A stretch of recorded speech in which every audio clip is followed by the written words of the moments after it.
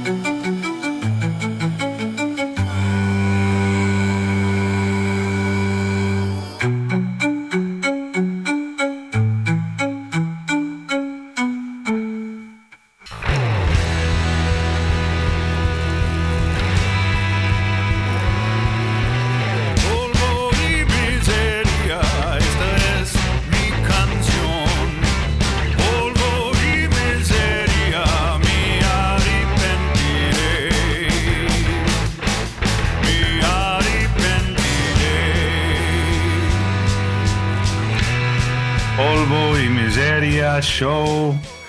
Aquí estamos, hermano. ¿Cómo estás este día de Shabbat?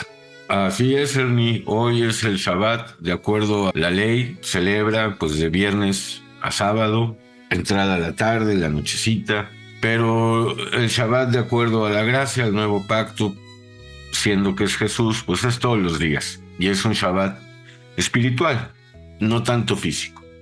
Elías, en tu crecimiento en el judaísmo, ¿qué era el Shabbat? ¿Esperaba? ¿Qué era este día? La verdad, comer muy rico. No ir a trabajar, nada más. Claro, había la cuestión de ir al templo, a los rezos. De ahí no pasaba. Es la verdad. Al final, cuando llegó el mensaje de la gracia y que Dios te reveló que Yeshua era el Mesías, ¿la ley te hacía loco? La ley produce ira, produce orgullo, en efecto. Orgullo. Orgullo, Sí, ira, más que... produce orgullo, mucho orgullo. Te sientes pues mejor que los demás. Claro que eso no lo aceptas tan fácil, ¿no? Eso ya se requiere revelación. Pero claro que sí, porque el religioso, pues por excelencia se siente mejor o más cercano a Dios, y por eso mejor que todos aquellos que en su opinión son mundanos, que no guardan la ley, que no creen en Dios. Pero además produce ira, porque finalmente uno ve que no puede cumplir la ley. Esto de la ley, pues sabemos que era un año temporal, ¿no? Hasta que llegara Jesús, quien vino a cumplirla no abrogarla. Y en cuanto a Israel, pues sí, la ley sigue en pie, claro, para Israel y las naciones gentiles también. Sin embargo, en la iglesia del Dios vivo no la juzga la ley de Dios. Es de Dios ya. La ley juzga a los del mundo, a los que no están con Dios. Y muchos de esos que no están con Dios, pues creen que están con Dios, creen que lo adoran, creen que le sirven. Son los religiosos. Porque a promessa de que havia de ser herdeiro do mundo não foi feita pela lei a Abraão ou a sua posteridade, mas pela justiça da fé. Pois se os que são da lei são herdeiros, logo a fé é vã e a promessa é aniquilada. Porque a lei opera a ira, porque onde não há lei também não há transgressão. Portanto, é pela fé para que seja segundo a graça, a fim de que a promessa seja firme a toda a posteridade, não somente a que é da lei, mas também a que é da fé de Abraão, o qual é pai de todos nós. Como está escrito, por pai de muitas nações te constituí. Perante aquele no qual creu, a saber Deus, o qual vivifica os mortos e chama as coisas que não são como si ya fossem. Porque no por la ley fue dada a Abraham o a su descendencia la promesa de que sería heredero del mundo. Bueno, no heredero del mundo, sino de que todas las familias de la tierra por él serían bendecidas. Y más bien por medio de la simiente que salió de él. Precisamente Judá, del cual vino el Mesías. Porque la bendición no vino por Abraham, sino por un descendiente de Abraham, pero que no nació de simiente, sino de linaje. Eso es muy importante distinguir, ¿verdad? El Mesías no nació de simiente. Porque no por la ley fue dada a Abraham o a su descendencia la promesa de que sería heredero del mundo. Tú también eres heredero y coheredero con Yeshua, ¿verdad? Sino por la justicia de la fe, que esa es la efectiva, no la justicia por obras. Esa no justifica a nadie. Porque si los que son de la ley son los herederos, van a resultar ya la fe y anulada la promesa. Es un argumento correcto. Por eso Pablo pone el ejemplo de Abraham, que creyó en Dios siendo incircunciso o estando todavía sin ley, para que también esta herencia la puedan disfrutar todos los que no son de la circuncisión. Pues la ley produce ira y orgullo y soberbia, pero donde no hay ley, tampoco hay transgresión. Pero sí tenemos una ley, ¿no? La ley del amor, de perdón que hay en Yeshua, claro que sí. Así es, porque Dios es amor y sencillo es, punto. Por tanto es por fe y no por obras, para que sea por gracia, ¿verdad? A fin de que la promesa sea firme para toda su descendencia. No solamente para los que son de la ley, sino también para los que son de la fe de Abraham, o como la fe que tuvo Abraham, el cual es padre de todos nosotros. Otra vez, la fe de Abraham la mostró estando incircunciso. Ese es un golpe para los judíos, que es necesario que conozcan, ¿verdad? Como está escrito, te he puesto por padre de muchas gentes delante de Dios, a quien creyó, el cual da vida a los muertos. Vaya que da vida a los muertos, ¿verdad? Tú y yo somos un ejemplo de eso.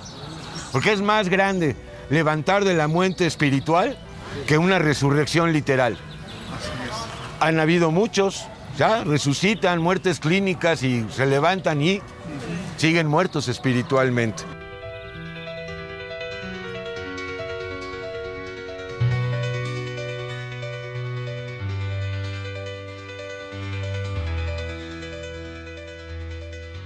So, la Trinidad es algo que llega mucho. El Hijo, Dios mandó su Hijo, y Jesús es más como un hermano. Es el Rey, es el Creador, es el Verbo, mas Él nos lleva el Padre. Jesús nos lleva el Padre. Sí, claro, esto son las grandes herejías, el trinitarismo. Esto ya es cuando llegas a Dios, que te revela la identidad de Él. O sea, la identidad de Él es muy sencilla. Él es Dios e homem perfeito. E vi o céu aberto, e eis um cavalo branco. O que estava assentado sobre ele chama-se Fiel e Verdadeiro, e julga e peleja com justiça. E os seus olhos eram como chama de fogo, e sobre a sua cabeça havia muitos diademas, e tinha um nome escrito que ninguém sabia, senão ele mesmo. Estava vestido de uma veste salpicada de sangue, e o nome pelo qual se chama é a Palavra de Deus. E seguiam-no os exércitos que há no céu em cavalos brancos e vestidos de linho fino, branco e puro. E da sua boca saía uma aguda espada para ferir com ela as nações, e ele as regerá com vara de ferro, e ele mesmo é o que pisa o largar do vinho do furor e da ira do Deus Todo-Poderoso. E nas vestes e na sua coxa tem escrito este nome: Rei dos Reis e Senhor dos Senhores.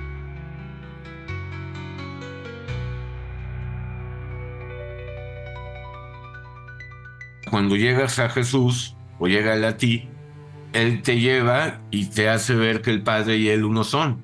Son igual. Es el mismo. Exacto. Mas son uno, mas se entiende separado de una forma. Esta es la confusión de la Trinidad. Ah, sí, esta es la gran confusión. Es una de las herejías más graves, peligrosas y antiguas. Para mí el problema es no entender no tanto la cruz, sino quién murió en la cruz. Ah, ¿Quién murió? Ese es el asunto, ese es el tema. ¿Quién era el que murió en la cruz? ujú. Entonces, si es el Hijo que el Padre envió, bueno, hay herejía.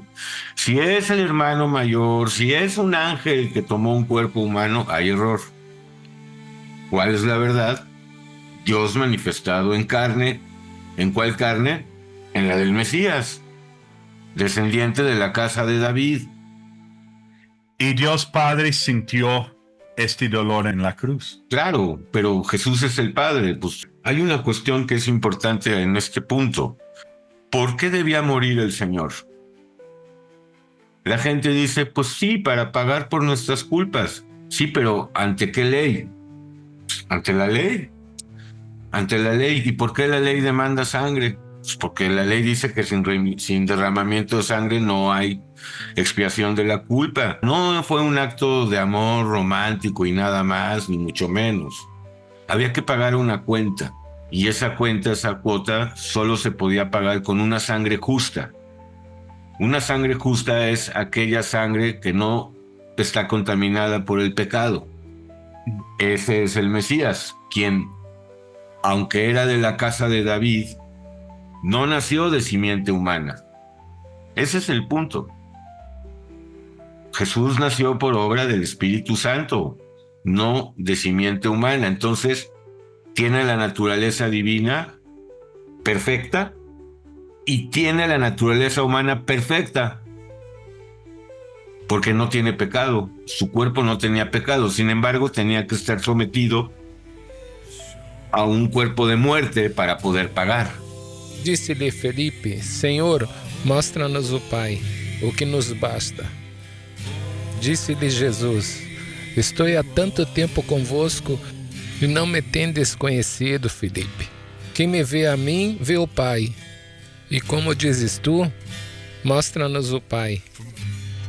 Una vez que recibimos a Jesús como Dios hecho carne, el que pagó por nosotros, que venció a la muerte para que ahora vivamos en vida nueva, Él nos saca del círculo y nos traslada a la espiral, ya en camino a la vida eterna, ya en camino. Hay Egipto, hay el desierto en medio y luego da la vida eterna. Ahorita estamos en la segunda fase. Ya pasamos Egipto, aunque seguimos en Egipto, pues no somos del mundo, ¿no? Estamos en el mundo, pero no somos del mundo.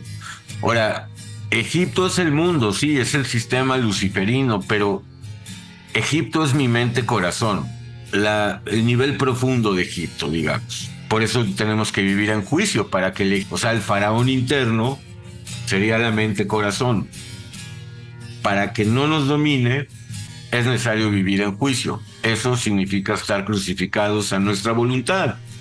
la cual con gusto crucificamos, porque además después de un tiempo de estar en el reformatorio, en la disciplina, pues hay fruto, Ernie, hay fruto.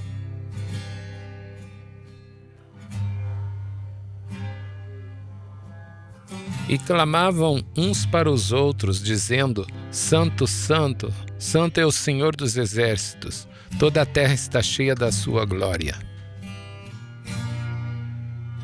E os 4 animais tinham cada um respectivamente 6 asas, e ao redor e por dentro estavam cheios de olhos, e não descansam nem de dia nem de noite, dizendo: Santo, Santo, Santo é o Senhor Deus, o Todo-Poderoso, que era, que é e o que há de vir. Como também nos elegeu nele antes da fundação do mundo, para que fôssemos santos e irrepreensíveis diante dele em amor. Mercy and glory from you on high, shining down from your heavenly throne into all the depths and corners wide. Your name it dwells where your light is shown.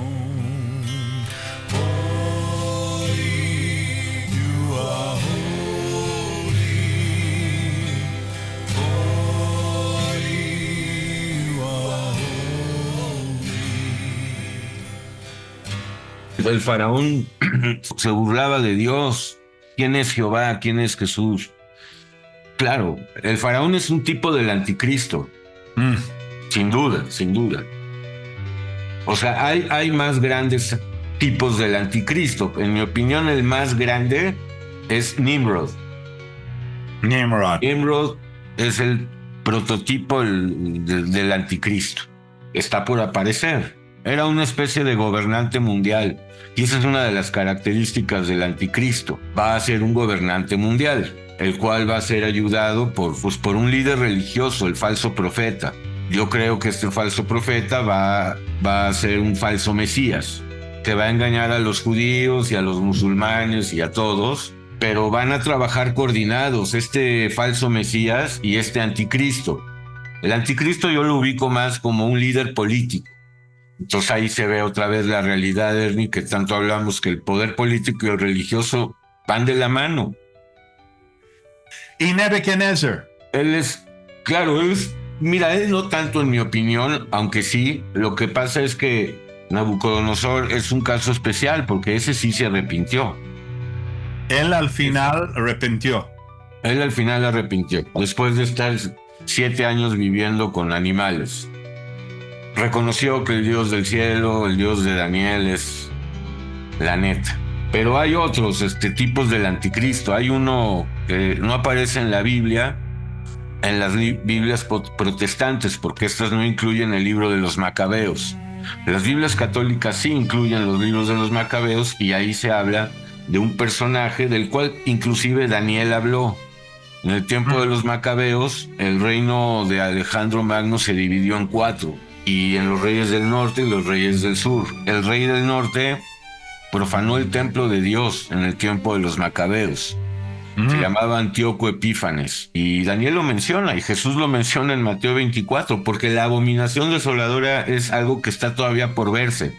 En mi opinión, va a ser lo que dice Pablo en 2 de Tesalonicenses.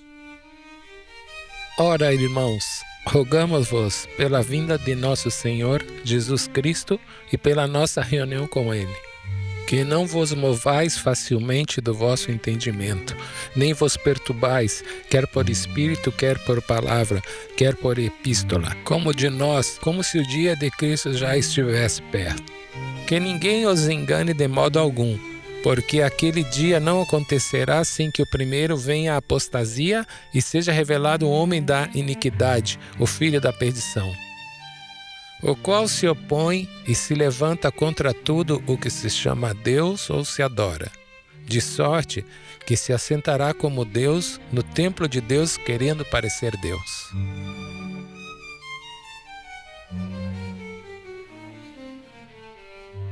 Este falso Mesías va a negociar para que se construya el templo. Él va a negociarlo, él va a ser un gran negociador. Entonces se va a hacer el templo, se va a sentar en el templo haciéndose pasar por Dios, como dice Pablo.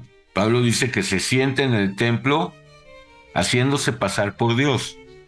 Entonces ahí sí los judíos van a ver que no era verdadero, porque los judíos tienen muy claro que no puede ser un hombre normal, pues cuando Jesús venga ya no va a volver como hombre. Entonces ahí no va a haber pierde. Mientras eso llega, Ernie, hay que vivir en juicio. Si queremos vivir en fe, si queremos vivir en la paz, en Shabbat, si queremos gozo, es necesario vivir en juicio. Esta ley ya es favorable para nosotros. Definitivo, más que favorable. Porque así como hay consecuencias de la desobediencia, de Deuteronomio 28, también hay bendiciones por la obediencia. Y esto no lo digo porque nosotros estemos guardando la ley, no. Que nosotros ya entendimos que no podemos guardar la ley. Todo lo que podemos hacer es transgredirla. Entonces llegó el momento en donde se presentó el justo, Dios hecho carne. Paga la cuenta por nosotros, cumple la ley por nosotros, pero no la cancela. La cumple por la iglesia nada más. La ley sigue siendo la ley, punto. La iglesia ya está en otra coordenada de juicio. Ya escapó de eso. Pero incluso la ley le juzga favorablemente. Hay una iglesia novia y hay una gran iglesia apóstata, con muchas denominaciones. Estas están basadas en los 3 elementos de la religión: nicolaísmo, balamismo y jezabelismo. Ahí se adora a Dios desde templos de piedra. Ahí hay control de los eclesiásticos. Ahí hay rituales, hay leyes, hay tradiciones. Eso no tiene nada. Es la imitación de Satanás. Todo lo imita a Satanás, todo lo imita. Hoy para preguntarte si sigues atrapado en los edificios, en las iglesias de piedra, en los templos de mármol, ahí donde los líderes eclesiásticos comandan tu vida, hasta tu cuenta bancaria. ¿Sigues atrapado? Cómodamente atrapado. Esto no es de Dios. Esto no lo fundó el Mesías. Ya sea cristianismo, ya sea catolicismo, ya sea mormonismo, judaísmo, Dios no es religión.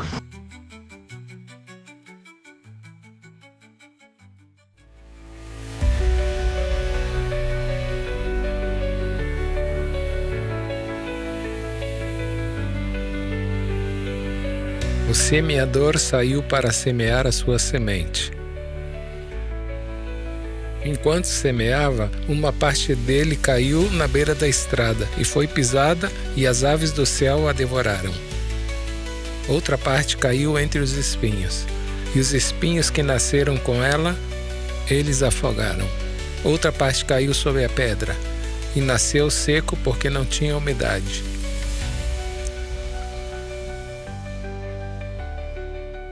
E outra parte caiu em solo bom. E ela nasceu e deu 100 vezes mais frutos.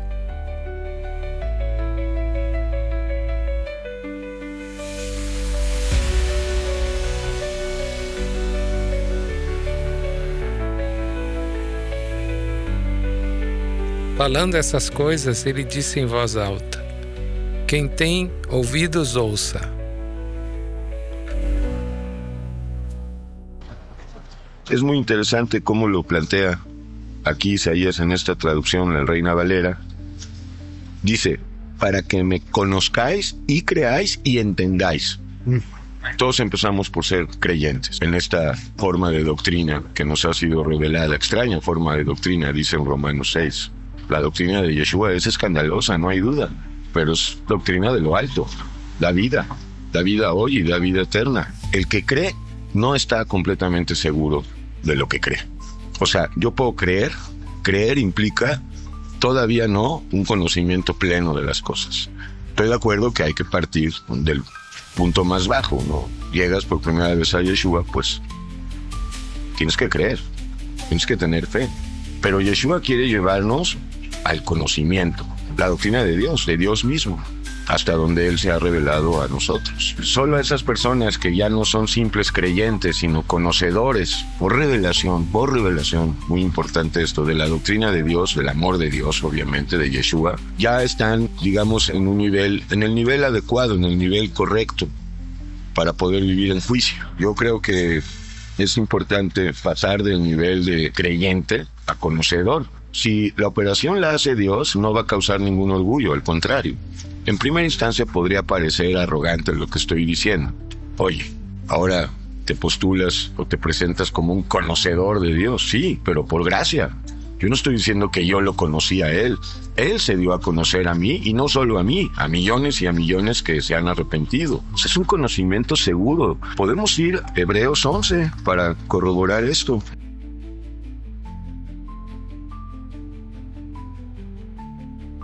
Ora, a fé é o firme fundamento das coisas que se esperam, é a prova das coisas que não se veem. Pela fé entendemos que os mundos, pela palavra de Deus, foram criados de maneira que aquilo que se vê não foi feito do que é aparente. Una persona que tiene certeza no tiene dudas, ¿verdad? Ni admite dudas. ¿Por qué tenemos una certeza total? Pues porque Yeshua se ha revelado a nosotros. Entonces tenemos una certeza total, una seguridad total, puesto que no nos ha revelado a Dios un ser humano, sino que Dios se ha revelado directamente a nosotros. Si nos los hubiera revelado un ser humano, tendríamos motivos para no tener certeza. Pero ahora que Él se te ha revelado, ¿cómo podrías, hermano, no tener certeza? Y la fe es la certeza, dice aquí, de lo que se espera, o sea, de lo que esperamos de Dios, de lo que Dios ha prometido acerca de nosotros. Tú sabes, conoces cada día más las promesas de Dios, tanto las promesas para este tiempo como para las promesas venideras. La fe tiene que llevarnos al conocimiento, que es en esencia ya una forma de entendimiento, y si no damos ese paso de la fe al conocimiento, es como quedarse comiendo el alimento, la papilla, y no el alimento sólido. Ese es el punto. Alimento sólido se les da a aquellos que están en una vida de consagración diaria, de obediencia diaria, pues empiezan a accesar a ese mundo ya del conocimiento. No es que se deje de tener fe, no es que la fe quede en el olvido, no, la fe sigue su ejercicio, pero ya no somos simples creyentes. El creyente está susceptible a cambiar de creencia, a dudar de sus creencias, y el que sabe por revelación, el que conoce por revelación, el que entiende por revelación, pues sí sufrirá ataques del enemigo con relación a incredulidad y esto, pero tiene una certeza total, por gracia, de que esta no es una creencia más del mundo. No podemos postular a Yeshua, su doctrina, como una creencia más del mundo. Esta doctrina viene de lo alto. Deixando, pois, toda malícia e todo engano e fingimentos, e invejas e todas as murmurações, desejai afetuosamente, como meninos novamente nascidos, o leite racional, não falsificado, para que por ele vades crescendo. Se é que já provastes que o Senhor é benigno, e chegando-vos para ele, a pedra viva reprovada na verdade pelos homens, mas para com Deus eleita e preciosa. Pelo que também na Escritura se contém, eis que ponho em Sião a pedra principal da esquina, eleita e preciosa, e quem nela crer não será confundido. E assim para vós, os que credes, é preciosa, mas para os rebeldes, a pedra que os edificadores reprovaram, essa foi a principal da esquina. E uma pedra de tropeço e rocha de escândalos para aqueles que tropeçam na palavra, sendo desobedientes para os que também foram destinados.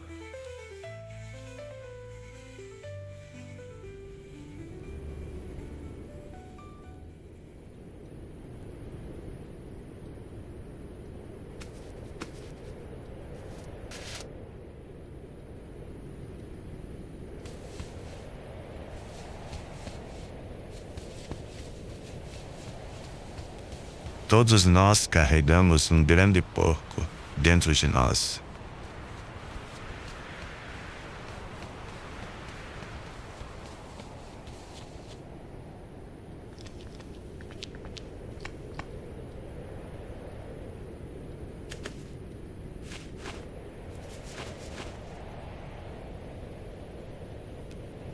Na jornada da vida, é hora de tomar a decisão de nos separar dele. É então, quando a graça é derramada do alto e recebemos o poder para deixá-lo de lado.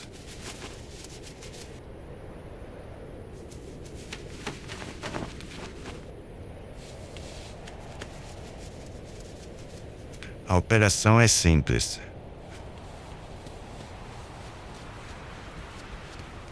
Conheça isso diante de Deus, para ser revestido do Espírito Santo.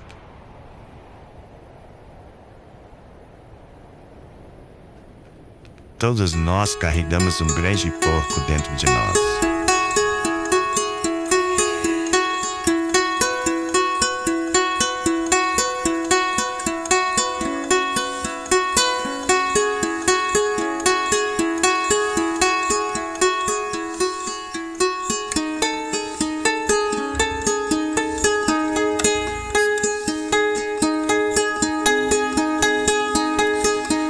And then I know time will stay. If this was another day, and I can be thrown in the open and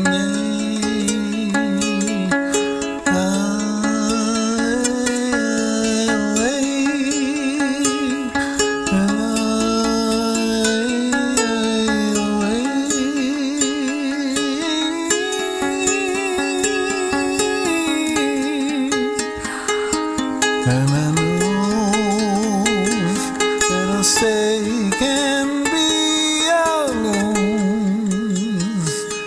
but they cannot take you home, and it never can be, cannot be seen. Everything I can be.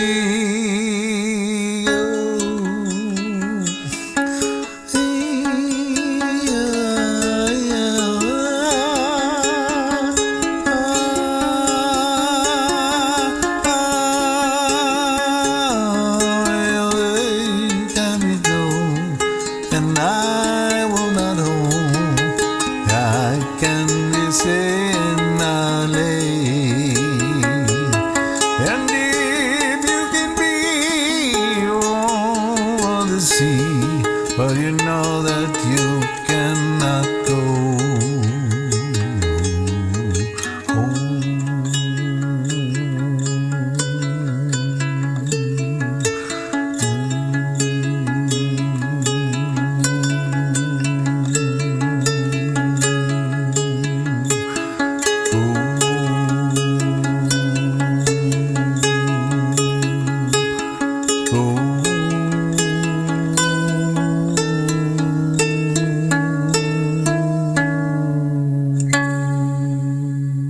Finalmente o homem reconhece horrorizado com o porco em seu interior.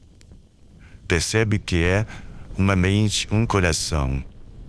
Enquanto isso, o porco olha para ele com expectativa. O humano, consciente e assumindo sua nova forma, tenta lutar contra ele. Após a batalha, contempla a estrada estreita que o levará à liberdade e à paz. Mas o porco não está disposto para deixar de lado tão facilmente. Contudo, o ser humano já vislumbrou o caminho que o levará a receber o poder necessário para vencer a cada momento. Para sua mente e coração.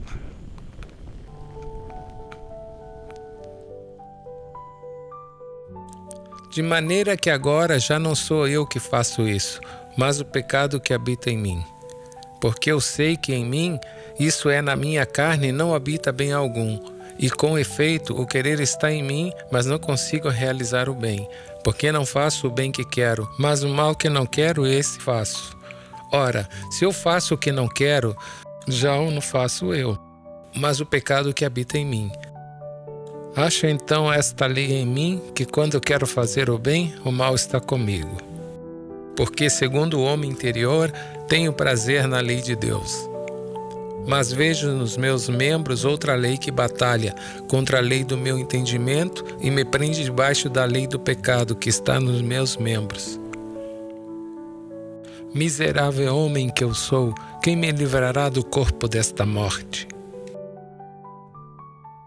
Bueno, hermano, pues vamos a ver de dónde nos sacó el Señor Jesucristo. Te decía, Romanos 7 nos va a radiografiar o ilustrar perfectamente nuestra miserable condición por causa del pecado. Punto. O sea, no por causa de Dios. Entonces, hermano, lo único que está esperando es que verdaderamente arrepentidos volvamos al Padre, hermano. No creas que empezaste a pecar ayer. Ya, hermano, el Salmo 51 declara que nuestra naturaleza pues es pecaminosa, hermano, pecadora. Cristo no quitó el pecado, Cristo venció al pecado y perdona las culpas por los pecados. Mas ahora nos corresponde a ti y a mí vivir en esta guerra bendita y santa espiritual. Sí, amén. Para eso nos dota de un arsenal de guerra. Poderoso. El Espíritu Santo, hermano, nada más y nada menos. Espíritu de gozo, de poder, de alegría, de la verdad, hermano, para echar fuera la mentira, vaya a descubrirla. Así es, el pecado que mora en ti y en mí, el hombre viejo, la criatura vieja, es el que nos lleva, la que nos lleva a hacer lo que no queremos. Todo ser humano es carnal, vendido al pecado, y la ley justa, santa y perfecta no la podemos cumplir. Entonces aprovecha, toma la alternativa, única solución que Dios pone, y es Él mismo. Increíble, hermano. Por eso dice, el que quiere ir al Padre tenga que ir por el Hijo. Qué fácil es hablar del perdón y qué difícil resulta ponerlo en práctica y vivirlo verdaderamente. Lo cierto es que la mayoría de nosotros vamos por la vida pregonando y presumiendo de nuestra capacidad y amor para perdonar. Hoy presentamos un tema vital, aunque mal entendido y poco valorado. El tema es el perdón. Una palabra vinculada no solo al resentimiento, el odio, el rencor, la ira, la tristeza, la autolástima y los deseos de venganza, sino también a la ofensa, el agravio, la deslealtad, la traición, la infidelidad y la ingratitud. Ahora bien, hablar de perdón es hablar en dos direcciones básicamente. Número 1, el perdón hacia uno mismo, y número 2, el perdón hacia los demás. Una creencia muy popular en estos días es la que se le conoce con el nombre del autoperdón. Esta sostiene el siguiente principio básico: perdónate a ti mismo para que entonces puedas perdonar a los demás. Pues bien, esta doctrina, idea y además creencia de masas presenta el argumento de que los seres humanos estamos capacitados y facultados para perdonarnos y por lo tanto para perdonar a quienes nos han lastimado y ofendido. Parece algo sencillo, sobre todo seductor y atractivo. Perdonarnos a nosotros mismos y de esa forma acabar con todas nuestras culpas, rencores, remordimientos, paradojas, defectos, flaquezas y contradicciones. Al margen de esta doctrina, es un hecho que todos hemos intentado perdonar por distintos medios. Medios como el razonamiento, las justificaciones intelectuales y el psicoanálisis. También por medio de los sentimientos, los diezmos, las limosnas y, por supuesto, por medio de las llamadas buenas obras, como las caritativas, las humanistas y filantrópicas. El perdón no tiene que ver únicamente con el amor y los sentimientos nobles y virtuosos. El perdón también está relacionado e íntimamente con la verdad, es decir, con la realidad de lo que somos y de lo que este mundo es. En este punto cabría hacernos una serie de preguntas. ¿Quién de nosotros puede perdonarse verdaderamente? ¿Quién puede, ya no digo perdonarse a sí mismo, sino simplemente aceptarse, sin una pizca de cinismo y autocomplacencia, y sobre todo sin perjuicio y agravio de alguien más? ¿Quién puede esto, siendo como somos todos los seres humanos por naturaleza? Esto es, envidiosos, interesados, soberbios, posesivos, ingratos, mezquinos, codiciosos, jueces de los demás, arrogantes, doble cara, traicioneros, desleales, chantajistas, manipuladores, miedosos, rencorosos y, por si fuera poco, llenos de odio y avaricia. Dejemos de engañarnos, dejemos de sentirnos buenos y justos y merecedores. Dejemos de creer que los seres humanos tenemos el poder necesario para perdonar. Dejemos de creerle a nuestro propio corazón, a nuestros sentimientos, al psicoanálisis, a la religión y a las miles de doctrinas que hay en el mundo. Si de verdad queremos aprender a perdonar a los demás y en cuanto a nosotros, poder aceptarnos, comencemos con reconocer que los culpables, como lo somos todos, no podemos autoperdonarnos. Si eres de aquellos que están cargando en el alma ese pesado fardo llamado culpas, ya sea porque has lastimado o te han lastimado, escucha con atención si en verdad quieres salir de la cárcel y de la mentira. Existe alguien que quiere liberarte, en primer lugar de todas las culpas que llevas en tu alma y que tu cuerpo resiente por medio de vicios y adicciones. Además te quiere proveer de poder y de autoridad para que puedas no solo perdonar, sino además amar y convivir con aquellos que a pesar de haberte lastimado, lo siguen haciendo. Escucha con fe. Porque se perdoardes aos homens as suas ofensas, também vosso Pai Celestial vos perdoará a vós. Se, porém, não perdoares aos homens as suas ofensas, também vosso Pai vos não perdoará as vossas. Suportando-vos uns aos outros e perdoando-vos uns aos outros, se algum tiver queixa contra outro, assim como Cristo vos perdoou, assim fazei vós também. Por otro lado, si eres de esas personas que aseguran no tener que perdonarse nada, ni a ellos mismos, ni a los demás, escucha. También para ti hay palabra. Hay alguien que quiere decirte algo que tú no conoces. Se confessamos os nossos pecados, Ele é fiel e justo para nos perdoar os pecados e nos purificar de toda injustiça. Se dizermos que não pecamos, fazemo-lo mentiroso, e a sua palavra não está em nós. El que tenga oídos, que oiga. Pobre miseria. Sencillo.